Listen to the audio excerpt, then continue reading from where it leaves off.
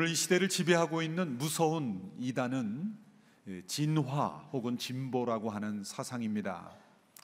세상은 완전을 향하여 조금씩 발전하고 있다는 생각이죠. 그래서 언제나 과거의 것은 열등한 것이고, 그리고 덜 발달된 것이고 유치한 것이고, 현재와 미래로 갈수록 더 발달되고 있고 더 멋있고 아름다운 것이라고 그렇게 생각하는 것입니다. C.S. 루이스라는 분은 이러한 사상이야말로 신화에 불과한 것이다. 다윈의 그 진화론이 등장한 이후로 이런 사상이 등장한 것은 아닙니다.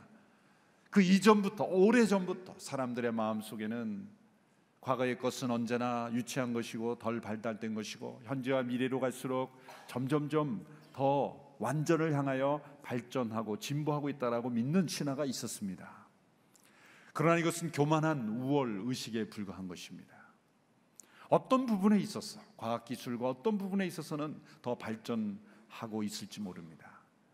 그러나 우리가 알지 못하는 사이에 시간이 흘러갈수록 세상은 더 악해지고 있다는 것을 우리는 봐야 되고, 과거에 있었던 아름다운 소중한 가치들이 점점점 잃어버려지고 있다는 것을 우리는 잊어버린 채 그저 물질 문명의 발전만 있으면 세상은 점점 좋아지고 있다라는 어리석은 착각에, 잘못된 우월의식에 빠져 있다는 것을 우리는 기억해야 하는 것입니다. 세상은 어느 한 부분에 있어서는 진보하고 있는 것 같지만 우리가 알지 못하는 사이에 수많은 영역에서 우리는 퇴보하고 있고, 그리고 멸망해 가고 있다는 것을 우리는 기억해야 합니다. 여러분, 미래를 내다볼 때 어떤 생각이 듭니까? 이런 세상의 잘못된 신화 속에서 그러한 더 진보된 미래를 꿈꿉니까? 아니면 하나님의 말씀에 기록한 역사 의식대로 예수님의 도래를, 임재를, 다시 오심을 꿈꾸고 있습니까? 우리가 내다봐야 되는 것은 미래가 아니라 도래입니다. 예수님의 도래, 예수님의 다시 오심.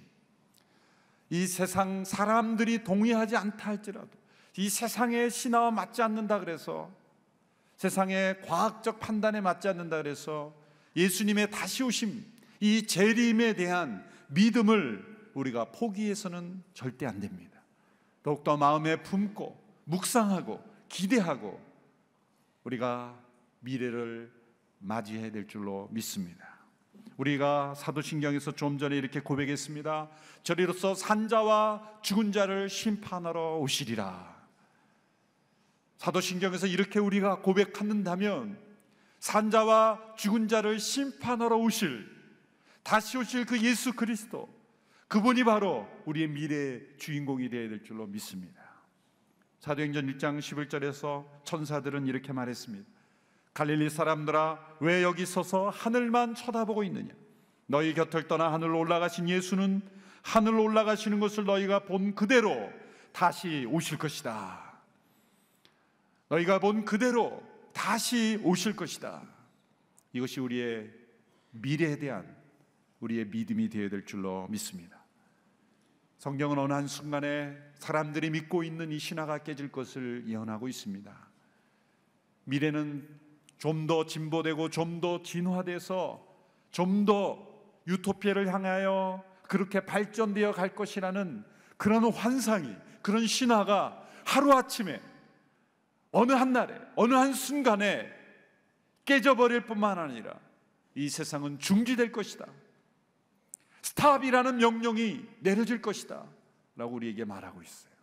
예수님의 재림과 함께 세상은 중지될 것이다. 이 세상이라는 연극, 우리 모두가 그 연극의 배우로서 지금 자기의 역할을 하고 있는 거예요. 어떤 사람은 다른 사람 보기에 조금 존귀해 보이는 역할, 어떤 사람은 다른 사람 보기에 좀 비천해 보이는 역할, 모두가 어떻게 보면 이 세상이라는 곳에 연극하고 있는 거예요. 이 연극이 어느 한순간에 중지될 날이 올 것이다. 어떤 분들에게는 굉장히 아쉬울지 모릅니다. 승진을 이제 다음 주에 앞두고 있는데, 어떤 젊은 커플에게는 결혼을 앞두고 있는데, 어떤 분들에게는, 어떤 나라에게는, 어떤 사회에게는 위대한 과학기술이 이제 다음 주면 발표될 때인데, 이렇게 좀 더 나은 미래를 위해서 발전하고 또 발전하는 것을 기획하고 있는 그때에 이 세상이라는 연극에 중지라는 명령이 떨어지는, 바로 그때가 올 것이다. 세상의 마지막 밤이 찾아올 것이다. 바로 이것이 성경이 우리에게 말하고 있는 미래입니다. 세상은 유토피아를 향하여 더 발전되고 있는 것이 아니라 세상의 마지막 밤, 어느 한순간에 찾아오게 될 그 밤을 향하여 가고 있는 것이다. 이것이 우리가 바라봐야 될 미래입니다. 누가복음 21장의 말씀은 이 세상의 마지막 밤이 올 때 일어나는 상황이 얼마나 두려운 것인가를 우리에게 보여주고 있습니다. 25절, 26절, 우리 본문 이전입니다만 25절, 26절의 말씀을 우리 같이 한 목소리로 함께 읽겠습니다. 시작. 해와 달과 별들의 징조가 있을 것이다. 땅에서는 민족들이 바다와 파도의 성난 소리에 괴로워하며 혼란스러워할 것이다. 하늘의 세력들이 흔들릴 것이니 사람들이 세상에 닥쳐올 일들을 내다보고 너무나 두려워 기절할 것이다. 너무나 두려워 기절할 정도의 이 놀라운 징조들이 있을 것이다. 참으로 무서운 광경이죠. 이 말씀의 상세한 의미를 다 이해하는 것은 어려운 일입니다. 그러나 분명한 것은 예수님의 재림은 세상 모든 사람들이 두려워하고 떨며 너무나 두려워 기절할 수밖에 없는 그런 모든 상황들이 다 일어날 것이라는 거죠. 해는 어두워지고 달은 보이지 않고 별들이 떨어지는, 바다가 요동치는, 하늘과 땅이 흔들리는 상황에서 사람들은 결코 예전과 같이 태평스러울 수 없을 것입니다. 지구 한 곳에서 쓰나미가 일어나고 지진이 일어나고 격변이 일어나도 내가 사는 땅만 괜찮으면 사람들은 평안히 먹고 마시고 자고 그렇습니다. 지구 반대편에서 아무리 큰 엄청난 재해가 일어나도 내가 사는 그 땅만 괜찮으면 우리는 세상은 다 괜찮은 줄 알고 생각합니다. 그러나 이제 장차 올 이때는 지구상의 어느 한 곳에서만 일어나는 격변이 아니라 온 지구가, 온 우주에 일어나는 대격변, 어느 누구도 피할 수 없고 그리고 외면할 수 없는 그러한 상황인 것이죠. 그런데 이렇게 두려운 상황 속에서 도래하는 예수님의 재림을 맞이하는 하나님의 자녀들, 그리스도인들에게 주시는 말씀을 놀랍습니다. 27절과 28절의 말씀 우리 같이 함께 읽겠습니다. 시작. 그때 사람들은 인자가 구름을 타고 능력과 큰 영광 가운데 오는 것을 보게 될 것이다. 이런 일들이 일어나기 시작하거든 너희는 일어나 머리를 높이 들라. 너희의 구원이 가까웠기 때문이다. 이런 일이 일어나기 시작하거든 어떻게 하라고 말씀했습니까? 너희는 일어나 머리를 높이 들라. 일어나 머리를 높이 들라. 온 세상에, 온 우주에 모든 사람들이 두려워 떨며 기절하고 할 수밖에 없는 상황이 일어나는 그때, 그러나 너희는 일어나 머리를 높이 들라.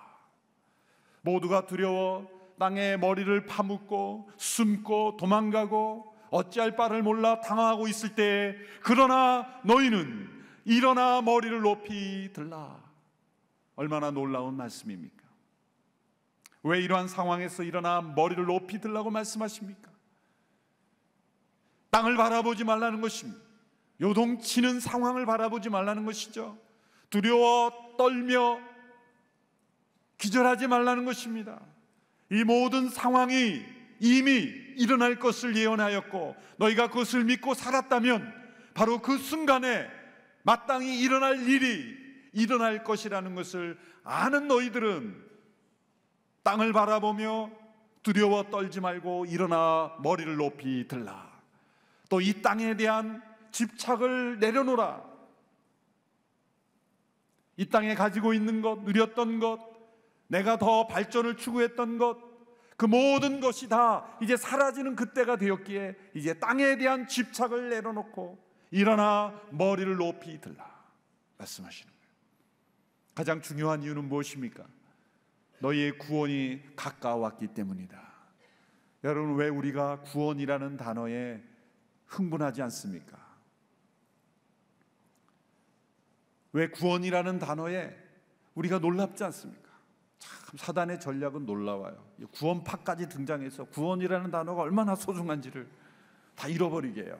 이단은 전부 좋은 이름을 다 갖고 가가지고 사단이 영생파도 있었어요. 영생 얼마나 중요한, 신천지 새하늘과 새 또 얼마나 중요한 거예요. 그것도 또 이단이 써가지고 또 그거 쓰면 좀 이상한 것 같고, 구원이라는 단어, 이 구원파가 등장하는 바람에 또 이 구원이라는 단어만 쓰면 또 구원파냐 그러고 이상해져. 사단의 전략입니다. 여러분, 우리가 받은 구원이 얼마나 놀라운 구원인지를 깨닫지 못하는 것은 세상의 마지막 밤에 우리가 일어나 머리를 높이 들 수 있는 사람이라는 것. 이런 온 우주의 격변과 재난과 두려움 속에서도 두려워하지 않고, 그리고 일어나 머리를 높이 들 수 있는 것, 그리고 하늘을 바라볼 수 있는 구원이라는 것.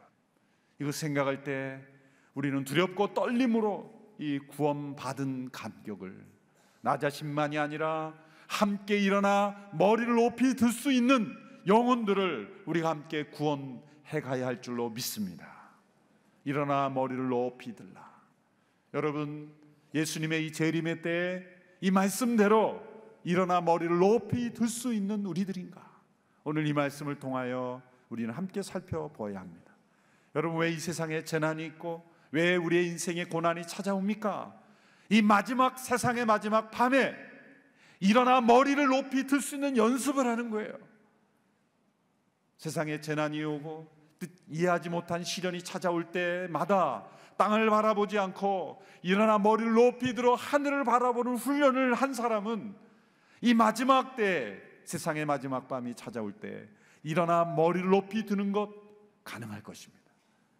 그러나 이 세상에, 땅에 머리를 파묻고 세상에 묻혀 머리를 들어 하늘을 바라보지 않았던 사람은, 구원받은 자일지라도 이 순간에 일어나 머리를 높이 드는 것 쉽지 않을 거예요.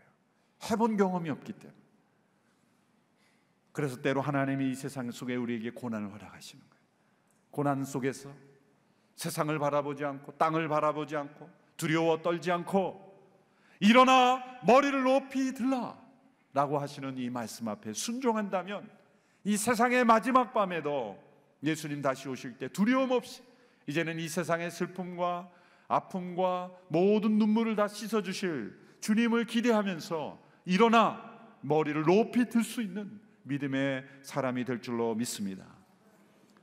그러면 이 세상의 마지막 밤에 일어나 머리를 높이 들 수 있으려면 어떻게 예수님의 재림을 맞이해야 됩니까? 저처럼 오늘 기록된 말씀처럼 시대의 징조를 분별하여서 그날이 가까웠음을 알라는 거죠. 오늘 보면 29절에서 32절의 말씀을 우리 같이 한 목소리로 함께 읽겠습니다. 시작. 예수께서는 그들에게 비유를 말씀하셨습니다. 무화과 나무와 다른 모든 나무들을 보라. 잎이 나면 그것을 보고 여름이 가까운 것을 안다. 이와 같이 너희가 이런 일들이 일어나는 것을 보면 하나님 나라가 가까이 온 줄 알라. 내가 진실로 너희에게 말한다. 이 세대가 지나가기 전에 이 모든 일이 일어날 것이다. 나무에 잎이 나는 걸 보면 계절이 바뀐 것을 사람들이 알지 않느냐?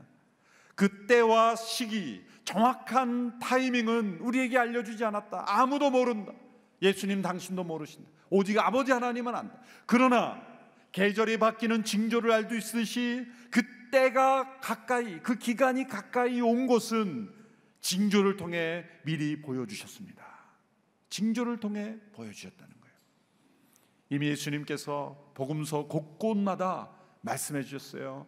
자칭 그리스도와라 하는 자가 출현할 것이다. 오늘 한국 사회에도 자칭 메시아가 얼마나 많아요. 아마 전 세계에서 자칭 메시아를 다 모으라 그러면 몇천 명은 될 거예요. 우리나라에도 그 한 몫을 하는 사람들이 나타났죠. 적 그리스도의 출현, 전쟁과 그리고 기근과 지진이 끊이지 않아요. 근데 문제는 이런 곳곳에 일어나는 전쟁의 소식, 기근의 문제, 그리고 지진이 일어날 때마다 사람들이 그거를 예수님의 재림과 연결시키지 않는 것이 문제예요. 아, 저기서 전쟁 나는구나. 아, 저기서 기근이 있구나. 아직 기근이 있구나. 또 지진이 났네. 그것으로 끝나지. 그것이 시대의 징조며 종말이 가까웠음을 말함해 주는 징조이며 예수님이 다시 오심을 미리 알려주는 그런 징조라고 연결시키지 않는 것이 문제입니다. 성경의 예수님의 말씀에 말씀하신 그대로 이루어지고 있는 바로 그 현상을 우리는 분별하고 때가 가까이 왔음을, 그런 뉴스를 들을 때마다 우리는 더 깊이 깨달아야 할 것이라는 거예요. 두 번째로, 세상의 마지막 밤에 일어나 머리를 높이 들 수 있는 성도들은 이 세상의 풍조에 끌려 마음이 짓눌리지 않아야 한다는 것이죠. 33절과 34절의 말씀을 우리 같이 함께 읽겠습니다. 시작. 하늘과 땅은 없어져도 내 말은 결코 없어지지 않을 것이다. 너희는 스스로 주위에서 방탕함과 술 취함과 생활의 염려로 너희 마음이 짓눌리지 않게 하라. 뜻밖의 그날이 갑자기 너희에게 덫과 같이 닥치지 않게 하라. 다시 오실 예수님에 대한 소망이 없는 사람들은 두 가지의 마음이 나타납니다. 첫 번째는 방탕함으로 나타나고 또 한 가지는 염려로 나타나요. 방탕함은 이 세상에 취해서 역사의 종말이 오고 예수님이 다시 오신다는 것을 전혀 받아들이지 않을 때 이 세상에 깊이 도취된 것, 이게 방탕함이에요. 또 다른 것은 이 세상으로 도피하고 싶고 피하고 싶고, 그리고 이 세상을 정복하지 못할 때 그 마음에 생활의 염려가 가득한 거예요. 이 방탕과 염려, 이것은 재림에 대한 소망이 없기 때문에 일어나는 증상이다. 마음이 짓눌려 있기 때문이다. 여러분, 마음이 짓눌려 있습니까? 그것이 어떤 이유든지 간에 그 마음에 대한 유일한 치료는 다시 오실 예수 그리스도에 대한 소망입니다. 그 소망이 히브리서 6장 19절에 보면 그 소망은 우리에게 영혼의 닻이 된다는 거예요. 두 가지 단어를 발음을 잘 보셔야 됩니다. 영혼의 닻, 이것은 이 배가 파도에 물에 휩쓸려 가지 않게 하기 위해서 내리는 거죠. 그 닻을 채우는 거예요. 그래서 견고하게 지켜주는 거예요. 그래서 돛이죠, 돛, 닷, 이거 중요합니다. 하나는 바람을 잘 탈 수 있게 해주고 하나는 앵커가 되어서 그 배가 휩쓸려 가지 않게 하기 위하여 내리는 닷. 이 영혼의 닻이 되어서 우리 영혼이 이 세상에 휩쓸려 가지 않고 마음이 짓눌리지 않게 하기 위해서 우리를 지켜주는 영혼의 닷. 히브리서 6장 19절의 말씀을 보십시오. 우리가 가진 이 소망은 안전하고 확실한 영혼의 닷 같아서 휘장 안으로 들어가게 합니다. 재림에 대한 소망은 영혼의 닻이 돼요. 그런데만 이 소망이 없으면 어떻게 됩니까? 오늘 말씀이 어떻게 되어 있습니까? 너희에게 그날이 너희에게 덫과 같이 닥치지 않게 하라. 덫, 이것은 빠져나올 수 없도록 우리를 올가매는 덫. 예수님의 재림에 대한 소망이 있는 사람은 영혼의 닻이 되었어. 절대로 이 세상의 마음이 짓눌리지 않고 휩쓸려가지 않고 세상의 파도에 흔들리지 않은데, 그러나 이 소망이 없는 자는 언젠가 그날이 덫이 된다는 거예요. 심판의 덫에 빠진 자가 되는 거예요. 그 멸망받을 땅에서 벗어날 수 없는 덫에 빠진 자와 같이 된 거예요. 여러분, 우리의 마음 속에 이 세상에 있는 것들의 방탕함에 빠지거나 생활의 염려에 빠지지 않고 이 소망이 있음으로 인해서 영혼의 닻이 단단하게 내려져 있는 우리 모두가 될 수 있게 되기를 주님의 이름으로 축원합니다. 세 번째로, 이 세상의 마지막 밤에 우리가 일어나 머리를 들 수 있는 믿음의 사람이 되기 위하여 우리는 예수님 앞에 설 수 있도록 항상 깨어 있어야 한다고 말씀하고 있습니다. 오늘 본문 35절, 36절의 말씀 우리 같이 읽겠습니다. 35절, 36절 시작. 그날은 온 땅에 사는 모든 사람들에게 닥칠 것이다. 그러므로 너희는 앞으로 일어날 이 모든 일을 피하고 또 인자 앞에 설 수 있도록 기도하면서 항상 깨어 있으라. 항상 깨어 있다는 게 어떤 의미일까요? 잠을 안 자고 계속 예수님의 재림만 기다린다는 의미일까요? 깨어 있다는 게 어떤 의미일까요? 예수님의 재림을 기다리며 기도하며 항상 깨어 있는 사람은 어떤 삶을 살까요? 구약에 아주 좋은 예가 나옵니다. 예레미야라는 선지자가 있습니다. 예루살렘의 멸망을 예언한, 남왕국 유다의 멸망을 예언했던 선지자죠. 그로 인해서 그는 동족들의 미움을 받고 감옥에 갇힌 선지자였습니다. 근데 그가 갇혀 있을 때 하나님께서 그의 친척을 통해서 이런 말씀을 들려주세요. 아나돗의 밭을 사라. 밭을 사라는 거예요. 근데 예레미야가 어떤 사람입니까? 지금 그 땅의 멸망을 예언한 사람이에요. 그 땅이 이방 민족들에게 빼앗기고 동족들은 다 포로로 잡혀가고 그 땅이 멸망될 것을 예언한 선지자에게 그 친척이 그 땅을 사라는 거예요. 여러분이 어떤 땅을 사려고 했는데 그 땅에 이제 전쟁이 일어나서 이방 민족들이 다 차지할 땅을 여러분 사겠습니까? 안 사겠습니까? 판단력이 빠른 분들만 안 산다 그러고 나머지는 생각해 보겠습니까? 아니 내가 살 땅이 내가 들어갈 수도 없는 땅이 되어버린다면 여러분 사겠습니까? 안 사겠습니까? 안 사죠. 그런데 예레미야는 지금 그걸 예언한 사람이에요. 그걸 확실히 알고 있는 사람이에요. 그런데 그 땅을 사라는 거예요. 근데 예레미야 그 땅을 샀어요. 감옥에 있으면서도. 그럼 뭐를 의미하는 겁니까? 이게 일종의 행위 설교예요. 하나님께서 예레미야를 통해 그 땅에 대한 멸망을 예언하셨지만 동시에 그 땅을 사게 하심으로써 하나님께서 이 땅을 반드시 되찾게 하실 것이다.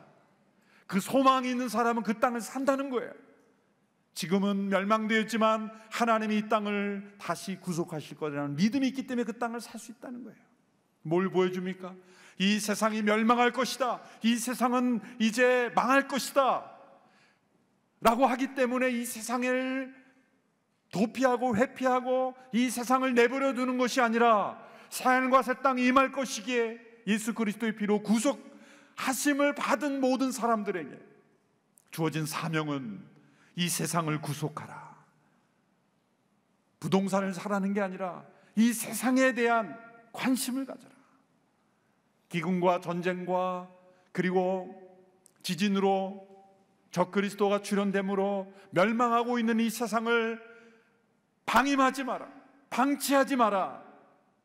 이 땅을 사라.